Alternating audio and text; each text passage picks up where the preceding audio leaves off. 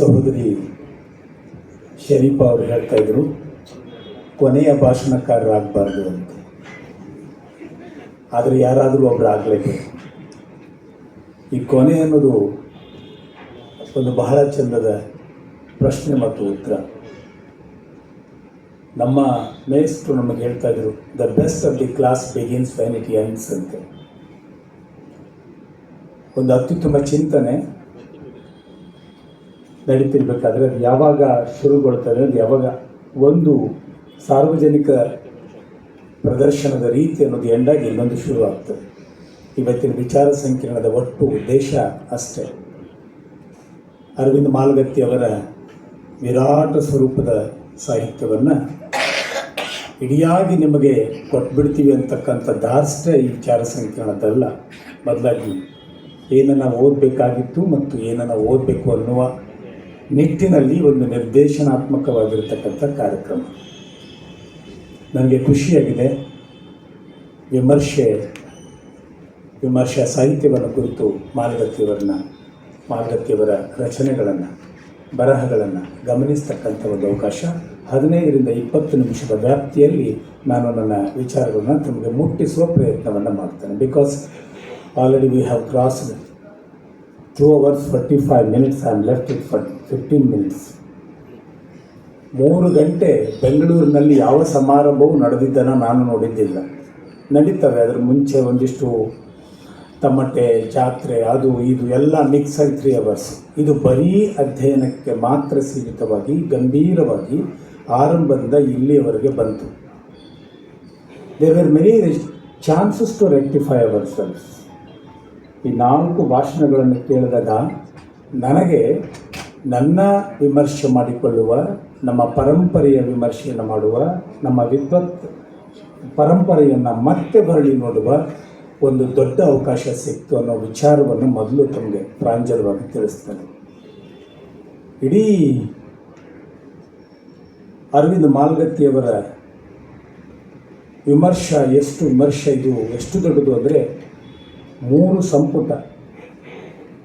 ನನಗೆ ಸಿಕ್ಕಿರೋದು 3 ಸಂಪುಟ. ನನ್ನ ಕೈಗೆ ನೀವು ವಿಮರ್ಶೆಯನ್ನು ಕುರಿತು ಮಾತಾಡಬೇಕು, ಅರವಿಂದ ಮಾಲ್ಗತ್ತಿ ವಿಮರ್ಶೆಯ ಸಾಹಿತ್ಯವನ್ನು ಕುರಿತು ಮಾತಾಡಬೇಕಂದ ಶ್ರೀನಿವಾಸ ಮೂರ್ತಿಯವರು, ಪ್ರಕಾಶ್ ಮೂರ್ತಿಯವರು ಹೇಳಿದಾಗ ಭಾಳ ಖುಷಿಯಾಗಿಬಿಟ್ಟೆ. 1, 2, 3 ಪುಸ್ತಕ ಇರ್ತವೆ, ಮಾತಾಡಿ ಮುಗಿಸ್ಬಿಡೋಣ ಅಂತೇಳಿ.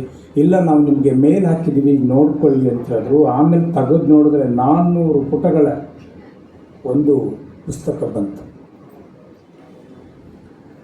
ಅಂಬೇಡ್ಕರ್ ಮತ್ತು ಈ ದೇಶದ ಬಹಳ ದೊಡ್ಡ ಒಬ್ಬ ರ್ಯಾಷನಲಿಸ್ಟ್ನನ್ನು ಕುರಿತು ಮುಖಾಮುಖಿಯಾದ ಸಂದರ್ಭಗಳನ್ನು ದಾಖಲಿಸಿ ಏನೋ ಒಂದು ಬರೀಬೇಕು ಅಂತ ಕುಳಿತ ಸಂದರ್ಭದಲ್ಲಿ ಬಂದಂಥ ಅಸೈನ್ಮೆಂಟ್.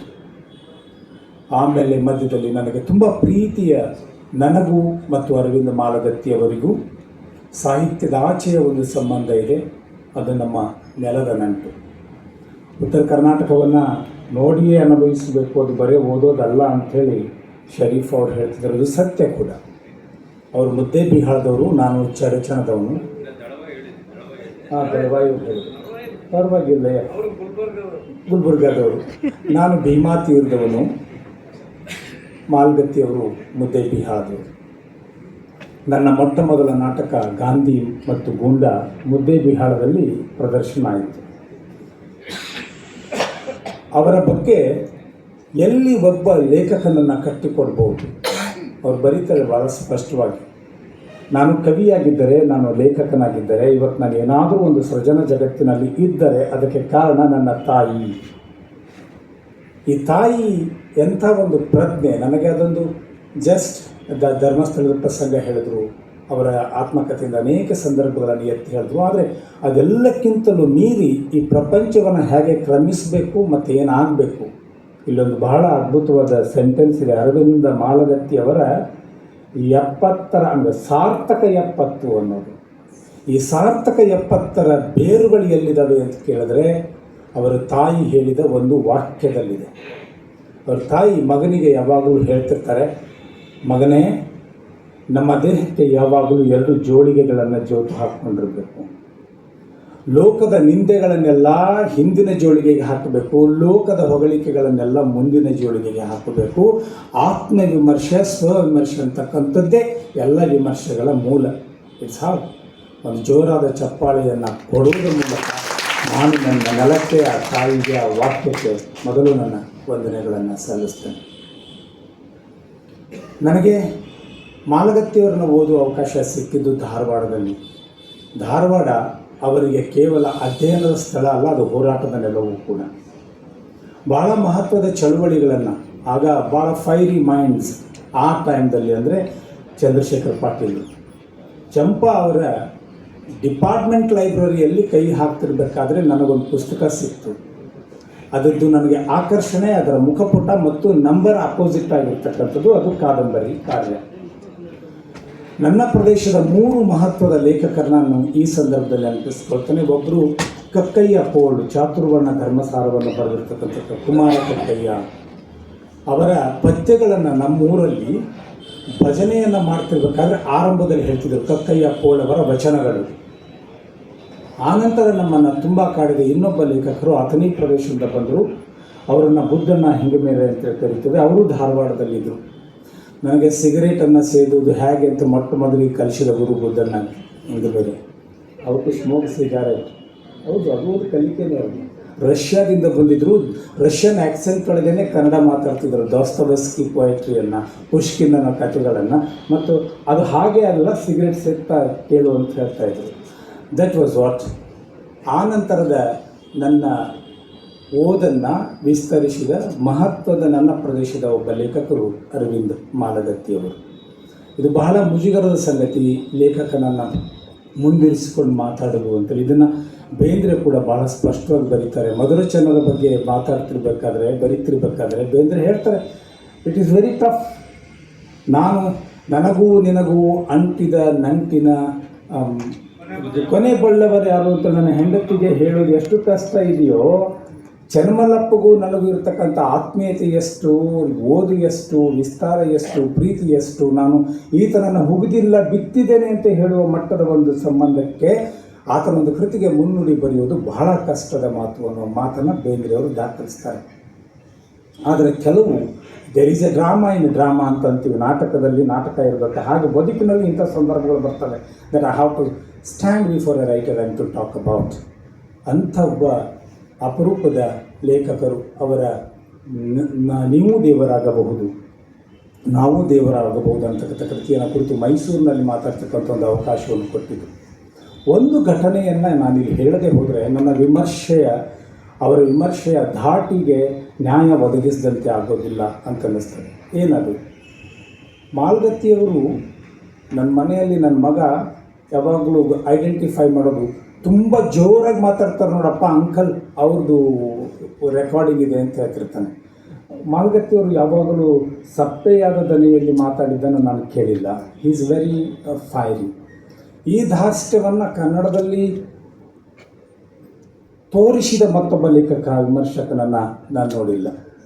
ಏನು ಹೇಳಬೇಕು ಅದನ್ನು ನೇರವಾಗಿ, ಯಾವುದೇ ಲೆಕ್ಕಾಚಾರಗಳಿಲ್ಲದೆ, ನಮಗೆ ಮುಂದಿನ ಪ್ರಶಸ್ತಿ ತಪ್ಪಿತು ಅಥವಾ ಪೊಸಿಷನ್ ತಪ್ಪಿತು ಅಥವಾ ಕೇಸ್ ಮೈ ಮೇಲೆ ಬಂದಿತ್ತು ಅಂತೇಳಿ ಧಾಟಿಗಳನ್ನು ಬದಲಾಯಿಸಿಕೊಳ್ಳುವ ಭಾಳಷ್ಟು ಜನ ಲೇಖಕರನ್ನು ಮತ್ತು ವಿಮರ್ಶಕರನ್ನು ನಾವು ನೋಡಿದ್ದೀವಿ. ಬಟ್ ಇದೆಲ್ಲದರ ಆಚೆ ಒಂದಿದೆ. ಅದು ಏನಾಗಂದರೆ ನನ್ನ ತಾತ್ವಿಕ ನಿಲುವು, ನನ್ನ ಸೈದ್ಧಾಂತಿಕ ನಿಲುವು ಅನ್ನೋದು ಮಾತ್ರ ನನ್ನ ಉಳಿಸ್ತದೆ ಅಂತಕ್ಕಂಥದ್ದು. ಜರ್ಮನ್ ದೇಶದಲ್ಲಿ ಭಾಳ ದೊಡ್ಡ ಲೇಖಕ ಒಬ್ಬ ಆಗಿ ಹೋದ. ಅವನನ್ನು ಸಾಮ್ರಸೆಟ್ ಮಾಮ್ ಅಂತ ಹೇಳ್ತೀವಿ. ಆ ಮಾಮನ್ ಮಾತನಾಡಿದ, your words get meaning only then when your stand is confirm, when you are confirm with your ideologies. ನಿಮ್ಮ ಸೈದ್ಧಾಂತಿಕತೆ ಗಟ್ಟಿಯಾಗಿದ್ದರೆ ಮಾತ್ರ ನಿಮ್ಮ ಶಬ್ದಗಳಿಗೆ ಒಂದು ಸತ್ವ ಮತ್ತು ಶಕ್ತಿ ಬರಲಿಕ್ಕೆ ಸಾಧ್ಯ ಇದೆ.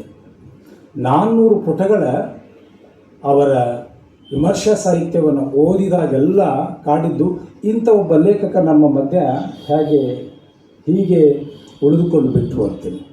To be frank with the audience gathered here, ನಾವು ಗಮನಿಸಬೇಕಾದಷ್ಟು ಗಮನಿಸದೇ ಇರುವ ಬಹಳ ದೊಡ್ಡ ಲೇಖಕರು ಅರವಿಂದ್ ಮಾಲಗತ್ತಿ.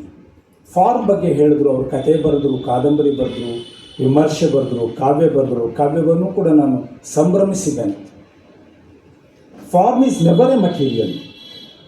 ಫಾರ್ಮ್ ಒಬ್ಬ ಸಶಕ್ತ ಲೇಖಕನಿಗೆ ಅವನಲ್ಲಿರ್ತಕ್ಕಂಥ ಆಲೋಚನೆ ಒಂದು ಫಾರ್ಮನ್ನು ಆಯ್ಕೆ ಮಾಡಿಕೊಳ್ತದೆ ವಿನಃ ಈ ಫಾರ್ಮ್ನಲ್ಲಿ ಬರೆದರೆ ಈ ವರ್ಷ ಈ ಪ್ರಶಸ್ತಿ ಬರ್ತದೆ ಅಂತೇಳಿ ಬರೀಲಿಕ್ಕಾಗೋದಿಲ್ಲ. ಆದರೆ ಆ ಥರ ಒಂದು ಇದೆ ನಮ್ಮಲ್ಲಿ.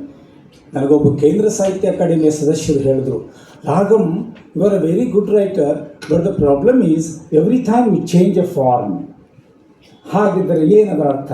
ಇಲ್ಲ, ಏನೋ ಮಾಡಬೇಕಂತ ಅಷ್ಟೊಳಗೆ ಹೀಗಾಗಿಬಿಡ್ತದೆ. ಹಾಗಿದ್ದರೆ ಲೇಖಕನ ಕ್ಷಮತೆಗೆ ತಕ್ಕಂತೆ ಫಾರ್ಮ್ಗಳನ್ನು ರೂಪಿಸಿಕೊಳ್ಬೇಕಾದವರು ಜವಾಬ್ದಾರಿ ಸ್ಥಾನದಲ್ಲಿರುವವರು, ಸಾಹಿತ್ಯದ ಮೌಲ್ಯಮಾಪನ ಮಾಡಲಿಕ್ಕೆ ಕೂತ್ಕೊಂಡವರು ಮಾಡಬೇಕಾದ ಕೆಲಸವೇ ವಿನಃ ಲೇಖಕ ಪ್ರಶಸ್ತಿಗಳು ಬರ್ತವೆ ಅಂತೇಳ್ಬಿಟ್ಟು ಪೊಸಿಷನ್ಸ್ಗಳು ಬರ್ತವೆ ಅಂತೇಳಿ ಫಾರ್ಮನ್ನು ಬದಲಾಯಿಸಲಿಕ್ಕೆ ಆಗೋದಿಲ್ಲ. ಯಾವುದನ್ನು ವಿಮರ್ಶೆಯಲ್ಲಿ ಹೇಳಬೇಕು, ಯಾವುದನ್ನು ಕಾವ್ಯದಲ್ಲಿ ಹೇಳಬೇಕು, ಯಾವುದನ್ನು ನಾಟಕದಲ್ಲಿ ಹೇಳಬೇಕು, ಯಾವುದನ್ನು ಯಾವ ಫಾರ್ಮ್ನಲ್ಲಿ ಹೇಳಿದ್ರೆ ಅದು ಪರಿಣಾಮಕಾರಿಯಾಗಿ ಮುಟ್ತದೆ ಅಂತಕ್ಕಂಥದ್ದು ಆಗ ನಿರ್ಧಾರ ಆಗ್ತದೆ, when the subject is decided. ಆ ರೀತಿಯ ದಾರಿಯನ್ನು ಕ್ರಮಿಸಿಕೊಂಡು ಹೋದ ಒಬ್ಬ ಶಾರ್ಪೆಸ್ಟ್ ಥಿಂಕರ್ ಅರವಿಂದ ಮಾಲಗತ್ತಿ. ನಾವು ಅವ್ರನ್ನ ಸೋಷಿಯೋ ಕಲ್ಚರಲ್ ಆಗಿ ನೋಡ್ಬೋದು, ಸೋಷಿಯೋ ಪೊಲಿಟಿಕಲ್ ಆಗಿ ನೋಡ್ಬೋದು, ಸೋಷಿಯೋ ಎಜುಕೇಷನಲ್ ಆಗಿ ನೋಡ್ಬೋದು, ಸೋಷಿಯೋ ಫೋಕ್ ಕಾಂಟೆಕ್ಸ್ಟಲ್ಲಿ ನೋಡ್ಬೋದು. ಇಷ್ಟು ಆಯಾಮಗಳದ ಒಬ್ಬ ಲೇಖಕನಿಗೆ. ಇದು ಯಾವಾಗ ಸಾಧ್ಯ? ಒಂದು ಬದುಕಿನ ಮೊದಲ ಮೆಟ್ಟಲಿಂದ ಮೇಲಿನ ಮೆಟ್ಟಲವರೆಗೆ ನಿಮಗೆ ನೇರವಾದ ಸಂಬಂಧ ಇದ್ದರೆ ಇದು ಸಾಧ್ಯ. By reading number of books you can be great knowledgeable person ಆಗ್ಬೋದು. ನಾಲೆಜಬಲ್ ಪರ್ಸನ್ ಆಗೋದಕ್ಕಿಂತ ಪಬ್ಲಿಕ್ ರೀಚ್ ಆಗ್ತಕ್ಕಂಥ ಒಬ್ಬ ಲೇಖಕ ಆಗೋದು ಅಥವಾ ವಿಚಾರಗಳನ್ನ ಮುಟ್ಟಿಸೋ ಒಬ್ಬ ಲೇಖಕ ಆಗೋದು ಬಹಳ ಕಷ್ಟ. ಆ ನಿಟ್ಟಿನಲ್ಲಿ ಅರವಿಂದ ಮಾಲಗತ್ತಿಯವರು ಬಹುಸಂಖ್ಯಾತ ಓದುಗರನ್ನು ಮುಟ್ಟಿದ ಗಂಭೀರ ಲೇಖಕ. ನಮ್ಮಲ್ಲಿ ಒಂದಿದೆ, ಸಾಮಾನ್ಯವಾಗಿ ಗಂಭೀರ ಆದವ್ರನ್ನ ನಾವು ಮುಟ್ಲಿಕ್ಕೆ ಹೋಗಿಲ್ಲ, ಮುಟ್ಟಿದವರು ಗಂಭೀರವಾಗಿ ಇಲ್ಲ. ಓಕೆ, ಅದನ್ನು ಒಂದು ಹೆಸರನ್ನು ಮುಚ್ಚಿಟ್ಟು ಹೋದ್ರು ಅವರು, ಬೋರೇಗೌಡರು. ಹೆಸರು ಕೊನೆಗೆ ಹೇಳಲಿಲ್ಲ, ಎಲ್ಲೆಲ್ಲೆಂದೋ ಕದ್ಕೊಂಡು ಬಿಟ್ಟು ನಮ್ಮಲ್ಲಿ ಈ ದೇಶದ ಬಹಳ ದೊಡ್ಡ ಸ್ಥಾನದಲ್ಲಿರ್ತಕ್ಕಂಥ ಲೇಖಕರು ಇದ್ದಾರೆ. ಆದರೆ ನಮ್ಮ ಧಾರವಾಡ ವಿಶ್ವವಿದ್ಯಾಲಯದ ಕ್ಯಾಂಪಸ್ಗಳಲ್ಲಿ there were only few writers who were used to be read. ಓದಕ್ಕೆ ಗೌರ್ಮೆಂಟ್ ಬ್ರಾಹ್ಮಣ ಅಂತಕ್ಕಂಥ ನನ್ನ ಸಂದರ್ಭದ ಬ್ರ್ಯಾಂಡ್ ಆಗಿತ್ತು, ಟ್ರೆಂಡ್ ಆಗಿತ್ತು. ಹಾಗೆ ಟ್ರೆಂಡನ್ನು ನಿರ್ಮಿಸೋದು ಒಂದು ಗಂಭೀರ ಆಲೋಚನೆಯನ್ನು ಇಟ್ಕೊಂಡು ಸಾಧ್ಯ ಇಲ್ಲ ಅಂತೇಳಿ ಭಾಳ ಜನ ನಂಬಿದ್ದಾರೆ. ಬಟ್ ಇಟ್ ಈಸ್ ಪಾಸಿಬಲ್ ಅನ್ನೋದನ್ನು ಅರವಿಂದ ಮಾಲಗತ್ತಿಯವರು ಮಾಡಿ ತೋರಿಸಿದ್ದಾರೆ, ಪ್ರೂವ್ ಮಾಡಿ ತೋರಿಸಿದ್ದಾರೆ. ನಾನು ಅವಾಗಿವಾಗ ಇಂಗ್ಲೀಷ್ ಮಾತಾಡ್ತೀನಿ, ಕಾರಣ ಇಷ್ಟೇ, ಅದು ಚಟ, ಅದು ಇಂಗ್ಲೀಷ್ ಮೇಸ್ಟ್ರು ನಾನು. ಹೀಗಾಗಿ ಅದು ಮಧ್ಯೆ ಮಧ್ಯೆ ನುಸುಳ್ಕೋತದೆ. ಖುಷಿ ವಿಷಯ ಅಂದರೆ ಮತ್ತೆ ನಮ್ಮ ಕನ್ನಡ ಸಾಹಿತ್ಯದ ವಿಮರ್ಶಾ ಪರಂಪರೆಯು ಕೂಡ ಅಲ್ಲೇ ಬಂದು ಸೇರಿಕೊಳ್ತದೆ. 5th ಸೆಂಚುರಿ BCಯಿಂದ 17th century, 18th century, 19th, 20ವರೆಗೆ ನಾವು ಎಲಗಾರಿಕಲ್ ವಿಮರ್ಶೆಯನ್ನು ಹಿಡಿದುಕೊಂಡು, ಪ್ಲೆಟಾನಿಕ್ ವಿಮರ್ಶೆಯನ್ನು ಹಿಡಿದುಕೊಂಡು, ಮ್ಯಾಥ್ಯೂ ಆರ್ನಾಲ್ಡ್ನಿಂದ ಏರಿಯಟ್ನವರೆಗೆ ನಾವು ವಿಮರ್ಶಾ ಪರಂಪರೆಯನ್ನು ಇಂಗ್ಲೀಷ್ನಲ್ಲಿ ಪಾಠ ಮಾಡ್ತೇವೆ. ಈಗ ಎಲ್ಲಿಗೆ ಬಂದುಬಿಟ್ಟಿದ್ದೀವಿ ಅಂದರೆ ನಾವು ಎನ್ವಿರಾನ್ಮೆಂಟಲ್ ಕ್ರಿಟಿಸಿಸಮ್ಗೆ ಬಂದಿದ್ದೀವಿ, ಡಿಜಿಟಲ್ ಕ್ರಿಟಿಸಿಸಮ್ಗೆ ಬಂದಿದ್ದೀವಿ, ಪೋಸ್ಟ್ ಕೊಲೋನಿಯಲನ್ನು ಪಾಠ ಮಾಡ್ತೀವಿ. ಅದೇ ನಮ್ಮ ನಿತ್ಯ. ಆದರೆ ನಮ್ಮ ಅರವಿಂದ ಮಾಲಗತ್ತಿಯವರು ಪ್ರಾಚೀನ ಅಲಂಕಾರ ಗ್ರಂಥ, ಟೀಕಾ ಮತ್ತು ಆನಂತರ ಬಂದಿರತಕ್ಕಂಥ ಪಾಶ್ಚಾತ್ಯ ಸಾಹಿತ್ಯದ ಪ್ರಭಾವ, ಕನ್ನಡ ವಿಮರ್ಶೆ ಮೇಲೆ ಪಾಶ್ಚಾತ್ಯ ಸಾಹಿತ್ಯದ ಪ್ರಭಾವ, ಇವೆಲ್ಲವುಗಳನ್ನು ಒಂದು ಹಂತವಾಗಿ ಒಂದು ನೆಲೆಯಲ್ಲಿ ಇಟ್ಕೊಂಡು ಒಂದು ಹೊಸ ಸಾಹಿತ್ಯ ವಿಮರ್ಶಾ ರೀತಿಗೆ ತುಡಿದಿರತಕ್ಕಂಥ ಒಬ್ಬ ಮಹತ್ವದ ವಿಮರ್ಶಕ. ನಾನು ನೋಡ್ತಾ ಇದ್ದೆ, ದಲಿತ ಯುಗ, ಬಹುತ್ವ ಖಾನಾವಳಿ, ಚುಟುಕು ಚಿಂತನ. ನಾನು ಮಾಲಗತ್ತಿಯವರನ್ನ ಬಹಳ ಪ್ರೀತಿಯಿಂದ ಇತ್ತೀಚೆಗೆ ಓದಲಿಕ್ಕೆ ಶುರು ಮಾಡಿದ್ವಿ. ಚುಟುಕು ಚಿಂತನ. ನಮ್ಮಲ್ಲಿ ಏನೋ ಒಂದು ಥರದ ರೋಗ ಇದೆ, ಬಹಳ ದೊಡ್ಡದು ಬರೆದ ಮೇಲೆ ಭಾಳ ಸಣ್ಣದು ಬರೀಬಾರ್ದು. Okay, is a very serious point, he will not touch upon the ordinary things ಅಂತ ಹೇಳ್ತಿರ್ತಾರೆ. ಭಾಳ ಗಂಭೀರ ಲೇಖಕರು ಅಂತ. ಚುಟುಕು ಎಲ್ಲ ಬರೆಯೋದಿಲ್ಲ, ಹೈಕುಗಳೆಲ್ಲ ಬರೆಯೋದಿಲ್ಲ. ಆದರೆ ಅಪವಾದದಂತೆ ಇರುವ ಕೆಲವು ಲೇಖಕರು ಕೂಡ ಇದ್ದಾರೆ.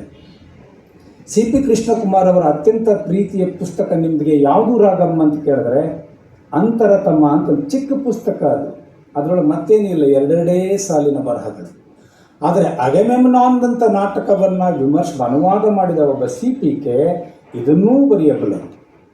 ನಾಗವರ್ಮ, ಒಡ್ಡಾರಾಧನೆ, ಪಂಪ, ರನ್ನ, ದುರ್ಗಸಿಂಹ, ಅಕ್ಕನಾಗಮ್ಮ, ಹರಳಯ್ಯ, ಕನಕದಾಸ, ಕುವೆಂಪು, ಗ್ರಾಮಾಯಣ, ಅಂಬೇಡ್ಕರ್, ಹೀಗೆ ದೇಶದ ಸಂಸ್ಕೃತಿಯ ಚರಿತ್ರೆಯ ಮಹತ್ವದ ಪಾತ್ರಗಳನ್ನು ಕುರಿತು, ಕೃತಿಗಳನ್ನು ಕುರಿತು ಮಾತನಾಡಬಲ್ಲ, ಬರೆಯಬಲ್ಲ ಒಬ್ಬ ವಿಮರ್ಶಕ ಚುಟುಕನ್ನು ಕುರಿತು ಹೇಗೆ ಬರೀಬಲ್ಲ ಅನ್ನಲಿಕ್ಕೆ ಇದೊಂದು ಪುಸ್ತಕ ಸಾಕು, ಚುಟುಕು ಮಂಥನ. ಅದರೊಳಗೊಂದು ಸಾಲು ನನಗೆ ಬಹಳ ಇಷ್ಟ ಆಗ್ತದೆ. ಯಾವುದೇ ಲೇಖಕ ಎಷ್ಟು ದೊಡ್ಡವನಾದರೂ ಏನೋ ಅವನು ಉದ್ಧರಿಸೋದು 2 ಸಾಲುಗಳಿಂದ. 2 ಸಾಲುಗಳ ಉದ್ಧರಣೆ ಒಂದು ಮಹತ್ವದ ಹೇಳಿಕೆ ಆಗಲಿಕ್ಕೆ ಸಾಧ್ಯ. ಚುಟುಕಿನಲ್ಲಿ ಕೂಡ ಅಂಥ ಹೊಳಹುಗಳನ್ನು ನಾವು ಕಾಣಲಿಕ್ಕೆ ಸಾಧ್ಯ ಇದೆ. ನಮ್ಮ ಮನಸ್ಥಿತಿ, ನಮ್ಮ ಗಮನಿಸುವಿಕೆ ಬದಲಾಗಬೇಕು ಅಂತಕ್ಕಂಥ ಒಂದು ಸಂದೇಶ ಅವರ ಬರಹಗಳಲ್ಲಿ ಸಿಗ್ತದೆ. ನಾನು 400 ಪುಟಗಳಿಂದ 4 ಉದಾಹರಣೆಗಳನ್ನು ಇಟ್ಕೊಂಡಿದ್ದೇನೆ. ಅವುಗಳನ್ನು ನನ್ನ ಸಮಯದಲ್ಲಿ ಮುಗಿಸ್ತೇನೆ. ಬಹಳ ಮುಖ್ಯವಾದದ್ದು ಈ ದಲಿತ ಯುಗ್ ಅಂತಕ್ಕಂಥ ಪುಸ್ತಕಕ್ಕೆ ಒಬ್ಬ ವಿಮರ್ಶಕನ ಅವನದೇ ಅಂತ ಒಂದು ನಿಲುವು ಅಂತಿರ್ತದೆ. ಅದು ಕೆಲವು ಕಡೆ ಸ್ಪಷ್ಟ, ಇನ್ನು ಕೆಲವೊಬ್ಬರು ಪರಂಪರೆ ಮೇಲೆ ಹೇರಿಬಿಟ್ಟು ತಾವು ನುಂಚ್ಕೊಂಡು ಹೋಗ್ಬಿಡ್ತಾರೆ. According to this, according to that, according to him. ಇಲ್ಲಿ ಹಾಗಿಲ್ಲ, ಇದು ನನ್ನ ನಿಲುವು ಅನ್ನುವ ಬಹಳ ಅದ್ಭುತವಾದ ಕೆಲವು ಸಾಲುಗಳನ್ನು ಈಗ ನಾನು ನಿಮ್ಮ ಮುಂದೆ ಇಡಲಿಕ್ಕೆ ಇಷ್ಟಪಡ್ತೀನಿ. ಇವು ಮಾಲ್ಗತ್ತಿಯವರ ಸ್ಟೇಟ್ಮೆಂಟ್ಸ್, ಒಬ್ಬ ವಿಮರ್ಶಕನಾಗಿ ಅವರ ಸ್ಟೇಟ್ಮೆಂಟ್ಸ್. ಮೊಟ್ಟ ಮೊದಲಿಗೆ, ನವ್ಯ ಮತ್ತು ಬಂಡಾಯ ವಿಮರ್ಶಕರ ನಡುವೆ ದಲಿತ ಸಾಹಿತ್ಯದ ಕುರಿತು ವಿಮರ್ಶೆ ನಡೆಯಲೇ ಇಲ್ಲ. ನವ್ಯರು ತೆಗಳುವ ಕೆಲಸ ಮಾಡಿದರೆ ಬೆನ್ನೆಲುಬಾಗಲ ಬಂದ ಬಂಡಾಯಗಾರರು ಹೊಗಳಿ ಅಟ್ಟಕ್ಕೇರಿಸುವ ಕೆಲಸ ಮಾಡಿದರು. ನವ್ಯರ ವಿಮರ್ಶೆಯಲ್ಲಿ ಸಿದ್ಧ ಮಾನದಂಡಗಳಾದರೂ ಇದ್ದವು, ಆದರೆ ಬಂಡಾಯದಲ್ಲಿ ಇಂಥ ಮಾನದಂಡಗಳೂ ಇರಲಿಲ್ಲ. ಈ ಥರದ ಸ್ಟೇಟ್ಮೆಂಟ್ಸ್ಗಳನ್ನು ಮಾಡಬೇಕಾದ್ರೆ ಬಹಳ ದೊಡ್ಡ ಛಾತಿ ಬೇಕಾಗ್ತದೆ. ನಮ್ಮ ಉತ್ತರ ಕರ್ನಾಟಕದ ಭಾಷೆ ಛಾತಿ ಐತ್ರಿ ಅವನಿಗೆ ಅಂತ ಹೇಳ್ತಿರ್ತೀವಿ. ಛಾತಿ ಅಂದರೆ ಏನು, ಎದೆಗಾರಿಕೆ ಬೇಕು. ಯಾಕಂದರೆ ಈ ಕಡೆ ಬಂಡಾಯದವರನ್ನು, ಈ ಕಡೆ ನವ್ಯದವರನ್ನು ಅವರ ತಪ್ಪುಗಳೊಂದಿಗೆ ನಿಲ್ಲಿಸಿ ಒಂದು ಸಾಹಿತ್ಯಕ್ಕೆ ಏನಾಗಬೇಕಾಗಿತ್ತು ಅನ್ನುವ ನಿರ್ದೇಶನಾತ್ಮಕ ವಾಕ್ಯಗಳನ್ನು ಹೇಳಬೇಕಾದ್ರೆ ಸ್ವಯಂ ಒಬ್ಬ ಲೇಖಕನಿಗೆ, ವಿಮರ್ಶಕನಾಗಿ, ಓದುಗನಾಗಿ, ಬರಹಗಾರನಿಗೆ ಬಹಳ ದೊಡ್ಡ ತಯಾರಿ ಬೇಕಾಗ್ತದೆ. That's what Malagatti is. ಮಾಲಗತ್ತಿಯವರಿಗೆ ಅಂಥ ಒಂದು ಶಕ್ತಿ ಇದೆ. ವಿಮರ್ಶೆಯನ್ನು 3 ಮಹತ್ವದ ಭಾಗದಲ್ಲಿ ಚರ್ಚೆ ಮಾಡ್ತಾರೆ, ವಿಭಜಿಸ್ತಾರೆ. ಭಾವಗಮ್ಯ ವಿಮರ್ಶೆ, ಬುದ್ಧಿಗಮ್ಯ ವಿಮರ್ಶೆ, ಅನುಭವಗಮ್ಯ ವಿಮರ್ಶೆ. ಇದನ್ನು ವಿಸ್ತರಿಸಿ ಮುಂದೆ ಒಂದು ಮಾತು ಹೇಳ್ತಾರೆ. ಬುದ್ಧಿಗಮ್ಯ ಇರ್ತಕ್ಕಂಥ ವಿಮರ್ಶೆ ಕಾಲ ಮತ್ತು ಸಂದರ್ಭಕ್ಕೆ ತಕ್ಕಂತೆ ಬದಲಾಗ್ತದೆ, ಬುದ್ಧಿಯದು. ಓಕೆ. ಭಾವಗಮ್ಯ ಇರ್ತಕ್ಕಂಥದ್ದು ರಸಪ್ರಧಾನವಾಗಿರ್ತದೆ, ಅದು ಈ ತರ್ಕಕ್ಕೆ ಆದ್ಯತೆ ಕಡಿಮೆ ಇರ್ತದೆ ಅಂತ ಹೇಳ್ತಾರೆ. ಅನುಭವಗಮ್ಯ ವಿಮರ್ಶೆಯಲ್ಲಿ ನೈತಿಕ ಬಲವೇ ನಿಜವಾದ ಬಲ ಆಗ್ತದೆ. ಒಬ್ಬ ಲೇಖಕನನ್ನು, ಒಂದು ಕೃತಿಯನ್ನು ಗೆಲ್ಲಿಸಿಕೊಳ್ಳೋದು ಆ ನಿಟ್ಟಿನಲ್ಲಿ. ಈ ಈ ಈ ಈ ಡಿಫೈನಿಂಗ್ ಎಬಿಲಿಟಿ ಇದೆಯಲ್ಲ, ಇದು ಈ ಸಾಹಿತ್ಯ ಹೀಗೆ ಅಂತ ಹೇಳೋದು ಬಹುಪಾಲು ಬಹಳ ದೊಡ್ಡ ದೊಡ್ಡ ಲೇಖಕರಿಗೆ ಇದು ಸಾಧ್ಯ ಆಗಿಲ್ಲ. ಒಂದು ಮಾತು ಹೇಳ್ತಾರೆ, ನನಗೆ ಇಡೀ ಪ್ರಪಂಚದ ಸಾಹಿತ್ಯವನ್ನು ಕಣ್ಮುಂದೆ ತಂದು ನಿಲ್ಲಿಸಿರ್ತಕ್ಕಂಥವ್ರದ್ದೊಂದು ಸ್ಟೇಟ್ಮೆಂಟು. ಸಾಮಾನ್ಯ ವಿಮರ್ಶಕನಾದವನು ಏನು ಮಾಡ್ತಾನೆ, ಒಂದು ಪಂಥದ ಸಾಹಿತ್ಯದೊಂದಿಗೆ ನಿಂತು ವಿಮರ್ಶೆ ಮಾಡುವಾಗ ಆತ ಭಾವನಾತ್ಮಕ ನೆಲೆಯಲ್ಲಿ ಮಂಡಿಸುವ ವಾದವೇ ಪ್ರಧಾನವಾಗುತ್ತದೆ. ವಿಮರ್ಶಕ ಆಗ ವಾದಿ ವಕೀಲನಾಗಿರುವ ಸಾಧ್ಯತೆಗಳಿರ್ತವೆ. ಅವನು ಗೋಯಂಗಳನ್ನು ಗೆಲ್ಲಿಸೋದೆ, ಅದನ್ನು ನಿಲ್ಲಿಸೋದೆ. ಅವನು ವಾದಿಯಾಗಿಬಿಟ್ಟಿರ್ತಾನೆ, ವಿಮರ್ಶಕ ಆಗಿರೋದಿಲ್ಲ. ಅಲ್ಲಿ ಯಾರನ್ನೋ ಗೆಲ್ಲಿಸಬೇಕಾಗಿದೆ. ಇದೆಲ್ಲ ಕನ್ನಡ ಸಾಹಿತ್ಯದಲ್ಲಿ ನಿಮಗೆ ಯಥೇಚ್ಛವಾಗಿ ಸಿಗ್ತದೆ. ಧಾರವಾಡದಲ್ಲಿ ರೈಲ್ವೆ ಕ್ರಾಸಿಂಗ್ ಬರೀ ಕುರ್ತಕೋಟಿಯವ್ರ ಮನೆ ಇತ್ತು, ಕೀರ್ತಿನಾಥ್ ಕುರ್ತಕೋಟಿಯವ್ರ ಮನೆ. ನನ್ನ ಡಿಪಾರ್ಟ್ಮೆಂಟಿಂದ ಬರ್ತಿರ್ಬೇಕಾದ್ರೆ ಅವ್ರ ಮನೆಗೆ ಹೋಗಿ ಸುಮ್ಮನೆ ಒಂದು ಚೇರಿಸೋಣ ಅಂತೇಳ್ಬಿಟ್ಟು ಅವ್ರಿಗೆ ಅಂದೆ, ಸರ್ ನಿಮ್ಮ ಬರಹದಲ್ಲಿ Karnad, Kambar and one more, ಇವ್ರ ಮೇಲೆ ಏರಿದವ್ರು ಕೆಳಗೆ ಬರಲೇ ಇಲ್ಲಲ್ಲ ಸರ್ ಅತ್ತೆಲ್ಲ ಅಂದೆ. ಅವರು ನಕ್ಕರು. ಅದೊಂದು ಸಮರ್ಥವಾದ ಒಂದು ಉತ್ತರ ಸಿಗಲಿಲ್ಲ. ಇಲ್ಲಿ ವಾದಿಯಾಗೋದು ಅಂತ. ಓಕೆ, ಇದನ್ನು ನೀವು ಗೆಲ್ಲಿಸೋದೇ ಒಂದು ಯೋಜನೆ, ಇದು project, with this has to be completed ಅಂತಕ್ಕಂಥ. ಆದರೆ ಅದನ್ನು ಮೀರಿ ಎಲ್ಲೆಗಳನ್ನು ಮೀರುವುದೇ ಒಂದು ಸಂಶೋಧನೆ ಮತ್ತು ಅದರ ಮೂಲ ಬೇರು ಅಂತ ನೀವು ಒಪ್ಕೊಳ್ಳೋದಾದರೆ ಅರವಿಂದ ಮಾಲಗತ್ತಿ ಯಾವ ಸಂದರ್ಭದಲ್ಲಿ ಕೂಡ ಯಾವುದೇ ಒಂದು ಸೀಮಿತ ಇದರೊಳಗೆ ನಿಂತವರಲ್ಲ. ಹೀ ಟ್ರೈಸ್ ಟು ಕ್ರಾಸ್. ಚಂಪಾ ಭಾಳ ಚಂದ ಹೇಳ್ತಿದ್ರು ಇದನ್ನು, ಬಾರ್ನಲ್ಲಿ ಕೂಡಬೇಕು. ಬಾರ್ ಅಂದರೆ ಕ್ರಾಸ್ ಮಾಡ್ಕೊಂಡು ಯಾವುದೋ ಒಂದು ಗೆರೆ ಏನಿತ್ತಲ್ಲ ಬಾರ್, ಅದು ನಮ್ಮ ಕಡೆ ಬಾರ್ ಬಿಲ್ದರ್ ನೋಡಿಗೆ ಅಂತೇಳಿ ಆ ಬಾರನ್ನ ಕ್ರಾಸ್ ಮಾಡ್ಕೊಂಡು ಹೋಗ್ತಕ್ಕಂಥ ಭಾಳ ಒಳ್ಳೆಯ ಸ್ಥಳ ಯಾವುದಾದ್ರೂ ಇದ್ದರೆ ಅದು ಬಾರು. ಅಲ್ಲಿ ಮಾತ್ರ ನಾವು ಎಲ್ಲ ಎಲ್ಲೆಗಳನ್ನು ಮೀರ್ತೀವಿ ಅಂತ. ಇದರ ಅರ್ಥ ಅವರು ಹೇಳ್ತಾ ಇರೋದು ಬಹಳ ನಮಗೆ ಕಾಮಿಕ್ ಒಂದು ಇದು ಅನಿಸಿದ್ರು ಕೂಡ ಅದು ಹಿಂದೆ ಇರ್ತಕ್ಕಂಥ ಚಿಂತನೆ, this life is a chance to cross the borders, not to live within the limitations. ಅದು ವಿಚಾರ ಇರ್ಬೋದು, ಸಾಹಿತ್ಯ ಇರ್ಬೋದು, ಯಾವುದಾದ್ರೂ ಇರ್ಬೋದು. ಪ್ರತಿ ಸಂದರ್ಭದಲ್ಲಿಯೂ ಉಲ್ಲಂಘನೆಯನ್ನು ತಾತ್ವಿಕವಾಗಿ ಗಮನಿಸುತ್ತಲೇ ಅದನ್ನು ಮಾಡಲಿಕ್ಕೆ ಸಾಧ್ಯ ಇದೆಯಾ ಅಂತಕ್ಕಂಥ ಒಂದು ಪ್ರಶ್ನೆಯನ್ನು ಹಾಕಿಕೊಂಡ ಒಬ್ಬ ಎಚ್ಚರಿಕೆಯ ಲೇಖಕ ಅರವಿಂದ ಮಾಲಗತ್ತಿ. ಯಾಕೋ ಚಪ್ಪಾಳೆನೇ ಬರ್ತಾ ಇಲ್ಲ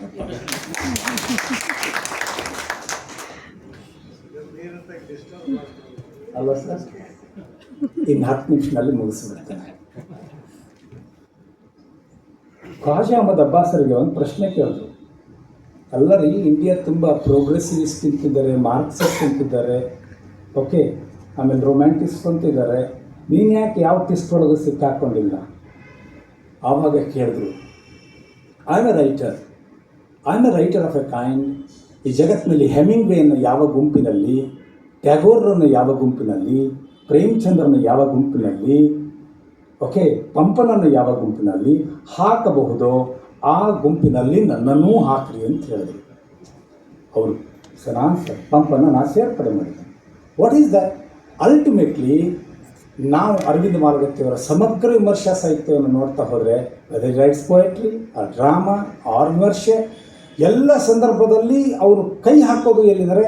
humanity, the touch of humanity. ಮನುಷ್ಯನಾಗಿದೆಯಾ ಮೊದಲನ್ನು ಪಾರ್ಕಿಸ್ಕೋ, ನಂತರ ಆನಂತರದ್ದು. ಯಾರೋ 3 ಜನ ಗೆಳೆಯರಲ್ಲಿ ಹೇಳೋದು, ಈ ಪ್ರಪಂಚದ ಈ ಬದುಕಿನ ಬಹಳ ದೊಡ್ಡ ಐಡೆಂಟಿಟಿ ಅಂದರೆ ಮನುಷ್ಯ ಆಗೋದು. ನನಗೆ ಯಾವ ಜಾತಿಗಳು ಬೇಡ, ನಾನು ಮನುಷ್ಯ ಆಗೋದು.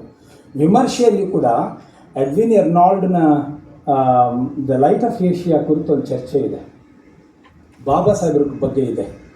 ಆಮೇಲೆ ನಮ್ಮ ಬಹಳ ದೊಡ್ಡ ದೊಡ್ಡ ರಾಜಕೀಯ ನಾಯಕರ ಬಗ್ಗೆ ಅವರು ಚರ್ಚೆ ಮಾಡ್ತಾರೆ. ಎಲ್ಲಿಯೂ ಕೂಡ ನಿಮಗೆ ಅವರ ಬರಹದಲ್ಲಿ ಸಂಶಯಗಳು ಅಂತ ಉಳಿಯೋದಿಲ್ಲ. Once you read the writing, ಇಷ್ಟು ಸ್ವಚ್ಛವಾದ ಒಂದು ಕನ್ನಡ ವಿಮರ್ಶೆ ಕನ್ನಡದಲ್ಲಿ ನಡೆದಿದೆ ಅನ್ನೋದು ನನಗೆ ಈ ಸ್ಲೇಟ್ ಆಗಬೇಕಲ್ಲ, ಅದರ ಬಗ್ಗೆ ನನಗೆ ತಪ್ಪು ನೋವು ಕೂಡ ಇದೆ.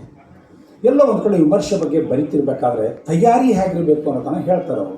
ಏನು, ಇಲ್ಲಿ ಕೆಲವೊಬ್ಬರು ವಿದ್ಯಾರ್ಥಿಗಳು ಬಂದಿರೋದ್ರಿಂದ ನನಗಿದ್ದೀನಿ, ಒಬ್ಬ ವಿಮರ್ಶಕನ ತಯಾರಿ ಹೇಗಿರಬೇಕು, ಇಲ್ಲ ನಾನು ಬರೀ ಇದನ್ನೇ ಓದಿದ್ದೀನಿ ಅನ್ನೋದು ತಪ್ಪು.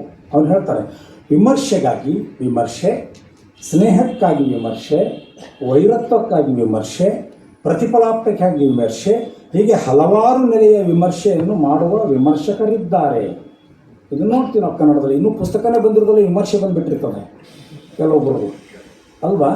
ಅದನ್ನು ಗಮನಿಸಿದ್ದಾರೆ ಅವರು. ಮುಂದೆ ಹೇಳ್ತಾರೆ, ಇಂಥ ಒಕ್ಕಣ್ಣ ವಿಮರ್ಶಕರಿಂದ ಏನನ್ನೂ ನಿರೀಕ್ಷಿಸವಾಗದು ಮತ್ತು ಮುಕ್ಕಣ್ಣ ವಿಮರ್ಶಕರು ಭವಿಷ್ಯತ್ತನ್ನು ರೂಪಿಸುವ ಸಾಮರ್ಥ್ಯ ಹೊಂದಿರುತ್ತಾರೆ.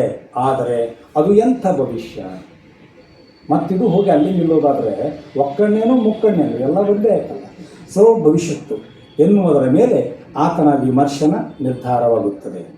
ಹಾದಿ ತಪ್ಪಿದರೆ ಈತ ಒಕ್ಕಣ್ಣ ವಿಮರ್ಶಕರಿಗಿಂತ ಅಪಾಯಕಾರಿ ಎನ್ನುವುದನ್ನು ಲಕ್ಷಿಸಬೇಕು. ಮುಂದೆ ಒಬ್ಬ ಸಮರ್ಥ ವಿಮರ್ಶಕ, ದಿಸ್ ಈಸ್ ಇಂಟರ್ಡಿಸಿಪ್ಲಿನರಿ ಅಂತೀವಿ ನಾವು. ನನಗೆ ಚನ್ನರಾಯಪಟ್ಟಣದಲ್ಲಿ ಒಬ್ಬ ಡಾಕ್ಟ್ರು ಸಿಕ್ಕರು.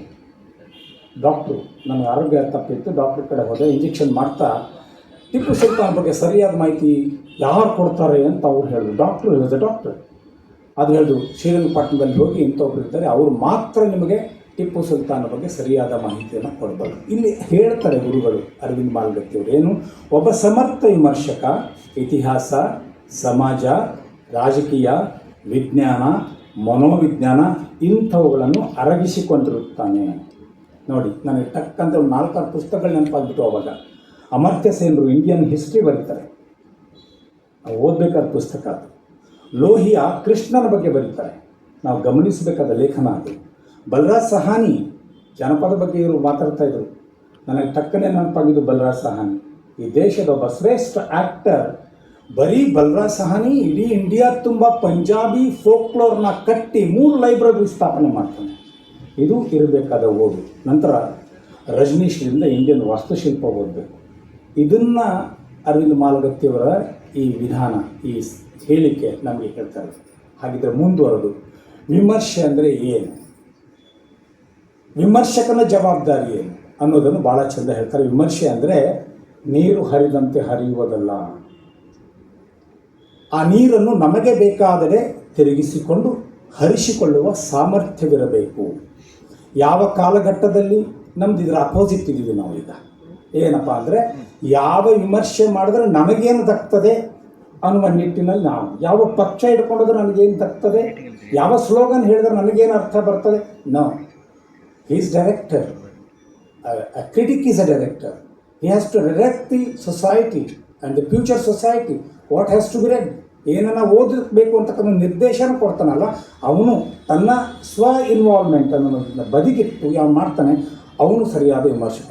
ಯಾವ ಕಾಲಘಟ್ಟ ಸಂದರ್ಭದಲ್ಲಿ ಈ ನೀರನ್ನು ಮಂದಗತಿಯಿಂದ ಹರಿಯುವಂತೆ ಮಾಡಬೇಕು, ಯಾವ ಕಾಲಘಟ್ಟದಲ್ಲಿ ತೀವ್ರವಾಗಿ ಹರಿಯುವಂತೆ ಮಾಡಬೇಕು, ಯಾವ ಕ್ರಮ ಕೈಗೊಳ್ಳಬೇಕು ಅನ್ನೋದನ್ನು ಯಾರು ವಿಮರ್ಶೆ ಮಾಡ್ತಾರೆ, ಅಂಥ ವಿಮರ್ಶಕ ಮಾತ್ರ ಸಮಾಜಕ್ಕೆ ಉಪಯುಕ್ತವಾಗತಕ್ಕಂಥ ಸಾಹಿತ್ಯದೆಡೆಗೆ ಕೈ ತೋರಿಸಬಲ್ಲ.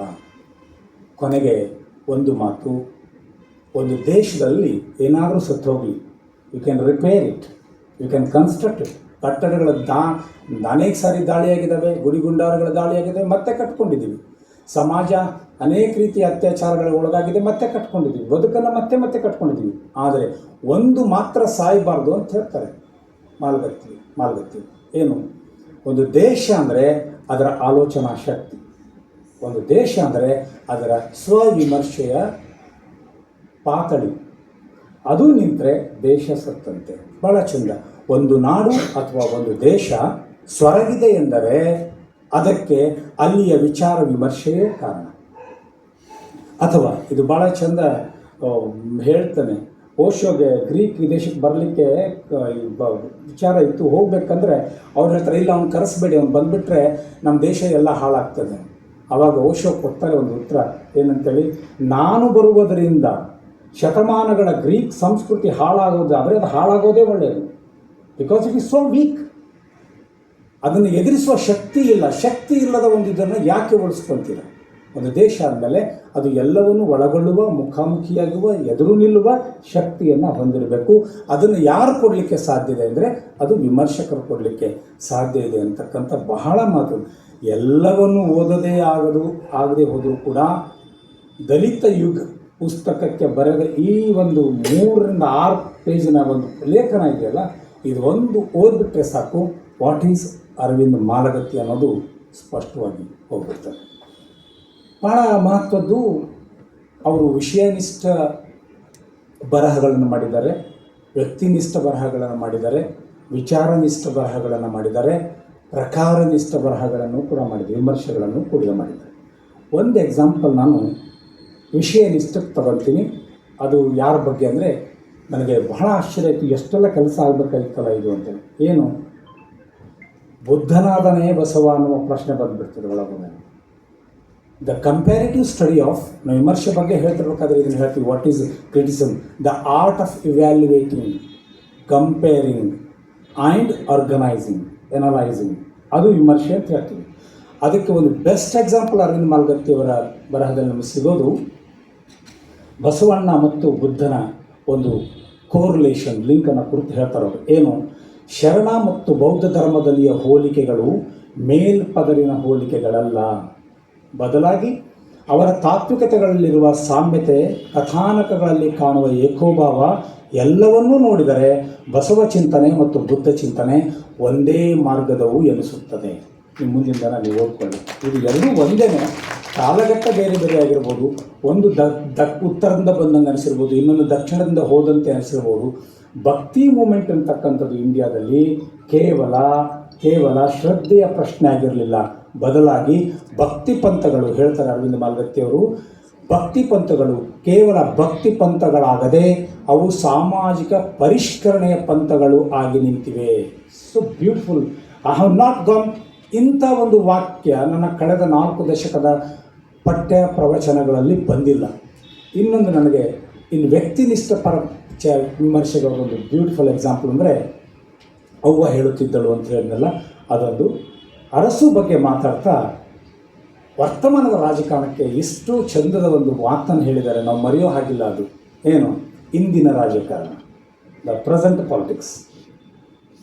ಇಂದಿನ ರಾಜಕಾರಣ ಬಳಸು ಮತ್ತು ಬೀಸಾಡು ಎನ್ನುವ ಸಿದ್ಧಾಂತಕ್ಕಿಂತ ನಮಗೆ ಮತ ಹಾಕಿದವರನ್ನು ಮತಪಟ್ಟಿಯಿಂದ ಕಿತ್ತು ಬಿಸಾಕು, ನಮ್ಮದೇ ಆದಂಥ ನಕಲಿ ಮತದಾರರನ್ನು ಸೃಷ್ಟಿಸು ಎಂದು ಹೇಳುವ ಬೀಸಾಕು ಮತ್ತು ಸೃಷ್ಟಿಸು ಎಂಬ ಸಿದ್ಧಾಂತಕ್ಕೆ ಬಂದು ನಿಂತಿದೆ the politics of the present India. ಇದು ಎದಕ್ಕೆ ಅವರ ಯಾವುದಾದ್ರೂ ಅಂದ್ಕೊಳ್ಳಿ ವ್ಯಕ್ತಿನಿಷ್ಠ ವಿಚಾರಕ್ಕೆ ಬಂದಾಗ ಅರಸು ಬಗ್ಗೆ ಬರ್ತೇವೆ. ಇನ್ನು ಕೊನೆಯದಾಗಿ ಕೃತಿನಿಷ್ಠ ವಿಮರ್ಶೆಗೆ ಬಂದಾಗ ರಾಷ್ಟ್ರೀಯ ಅಂತಾರಾಷ್ಟ್ರೀಯ ಮಟ್ಟದ ನಾಯಕರು ಒಂದು ಘಟನೆ ಆಗ್ತದೆ, ನಿಮಗೆಲ್ಲ ಗೊತ್ತಿರೋದೇ. ಅದು ಒಂದು ಸವಿತಾ ಅಂಬೇಡ್ಕರ್ ಅವರ ಪುಸ್ತಕ, ಇನ್ನೊಂದು ಖರಾತ್ ಅವ್ರದ್ದು ಅಂಬೇಡ್ಕರ್ ಅವರ ಕೊಲೆ ಹೇಗಾಯಿತು ಏಕಾಯಿತು ಅನ್ನೋ ಪುಸ್ತಕ. ನೀವು ಆ ಹೆಜ್ಜೆನ ಹಿಡ್ಕೊಂಡು ಹೋಗಿಬಿಟ್ರೆ ಅದೊಂದು ಎಕ್ಸ್ಟ್ರೀಮ್ ಒಯ್ದು ನಿಲ್ಲಿಸ್ತದೆ. ನೀವು ಸವಿತಾ ಅವ್ರನ್ನ ಹಿಡ್ಕೊಂಡು ಹೋಗ್ಬಿಟ್ರೆ ಮತ್ತೊಂದು ಎಕ್ಸ್ಟ್ರೀಮ್. ಬಟ್ ಇವೆರಡನ್ನೂ ತುಲನೆ ಮಾಡಿ ನೋಡುವ ಮತ್ತು ಎರಡರ ಮಧ್ಯದ ಗ್ಯಾಪನ್ನು ಓದುವ ಒಂದು ಜವಾಬ್ದಾರಿ ನಿಮ್ಮ ಹೆಗಲ ಮೇಲೆ. ನಾನು ಏಕೆ ಗಾಂಧಿಯನ್ನು ಕೊಂದೆ ಅಂದ ತಕ್ಷಣ ಅದು ಬಿಸಿ ಬಿಸಿಯಾಗಿ ಸೇಲ್ ಆಗಿಬಿಡ್ತದೆ ಅಂತ ಅಂಥದ್ದೊಂದು ಟೈಟ್ಲು ಅಂತ ಒಂದು ಬರಹ ಇರ್ತದೆ. But you should go beyond it ಅನ್ನೋದಕ್ಕೆ ಒಂದು ಭಾಳ ಚಂದದ ಮಾತು ಹೇಳ್ತಾರೆ. ರಾಷ್ಟ್ರೀಯ ಅಂತಾರಾಷ್ಟ್ರೀಯ ಮಟ್ಟದ ನಾಯಕರ ಬದುಕು ತುಂಬ ವಿಶಾಲವಾದದ್ದು. ಅದು ಅಂಬೇಡ್ಕರ್ ಇರ್ಬೋದು, ದೇವರಾಜ ಅರಸು ಇರ್ಬೋದು, ಓಶೋ ಇರ್ಬೋದು, ಅಥವಾ ಯಾವುದೇ ದೊಡ್ಡ ಲೇಖಕ ಇರ್ಬೋದು. ಅವರ ಸಾವು ಹುಟ್ಟು ಬದುಕೆಲ್ಲವೂ ನಮಗೆ ಭಾಳ ಕ್ಯೂರಿಯಸ್ ಆಗಿರುತ್ತದೆ. ಅವರೊಂದಿಗೆ ಹುಟ್ಟುವ ಕಥೆಗಳು ಕೂಡ ಕೆಲವೊಮ್ಮೆ ರಂಜಿತವಾಗಿಯೂ ಇರುತ್ತವೆ.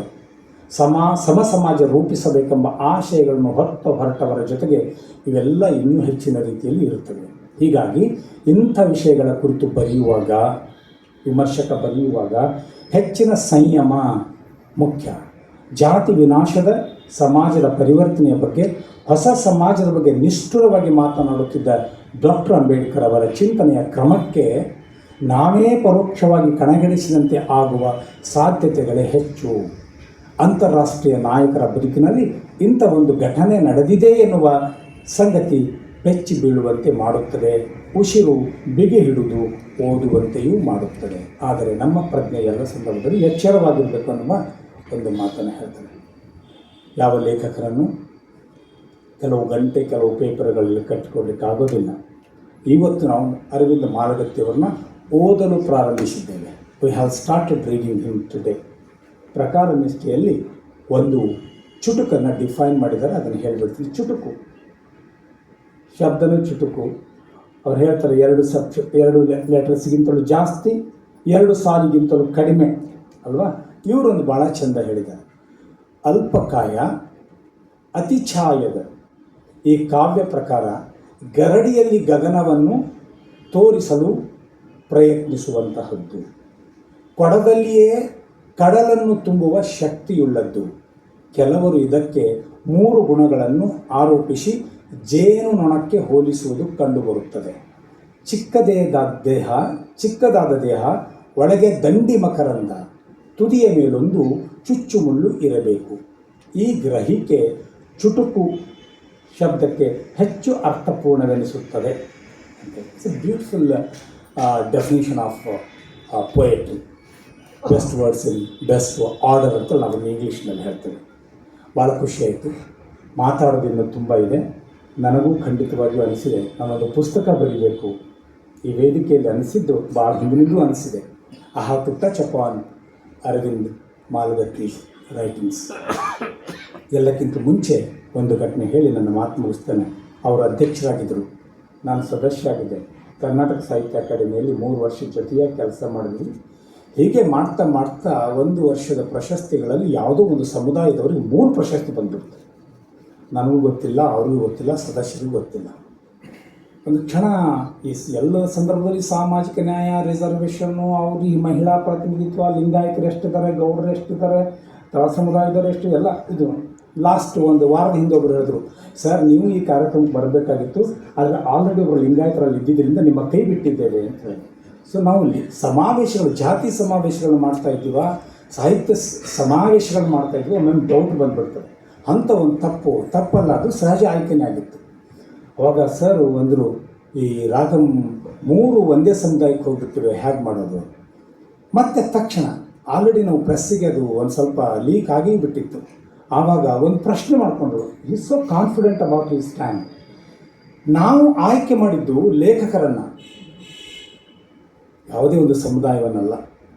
ಈಗ ನನ್ನ ಹೆಸರು ರಾಜಶೇಖರಯ್ಯ ಮಠಪತಿ ಮುಸಲ್ಮಾನರು ಇದ್ದಾರೆ, ವಸ್ತ್ರದಂತ ಮುಸಲ್ಮಾನರು ಇದ್ದಾರೆ ನಮ್ಮ ಉತ್ತರ ಕರ್ನಾಟಕದಲ್ಲಿ.